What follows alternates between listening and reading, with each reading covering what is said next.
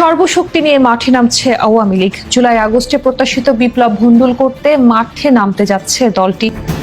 সম্প্রতি নিজের ইউটিউব চ্যানেলে দেয়া এক বিশ্লেষণে তিনি এসব কথা বলেন। স্বাধীন বাংলাদেশের ইতিহাসে উল্লেখ করে তিনি বলেন, নতুন এক শ্রেণীর দুর্বৃত্ত পয়দা হয়েছে, এমন কিছু অপরাধ বেড়ে গেছে যে অপরাধগুলো আমরা আগে কল্পনাও করিনি। বলেন 2025 সালের জানুয়ারি থেকে আওয়ামী লীগ বিভিন্ন কৌশলে ঘুরে দাঁড়িয়েছে। তারা মিছিল করছে, মিটিং করছে, নানা রকম তথ্য দিয়ে বক্তব্য দিচ্ছে। তারা বলছে তারা আবার বাংলাদেশে আসবে। তারা বলছে তাদের বিশ্বনেত্রী শেখ হাসিনার হাতেই কেবল বাংলাদেশ নিরাপদ। সামাল দেওয়ার ক্ষমতা বিএনপির নেই, এমনকি সরকারেরও নেই।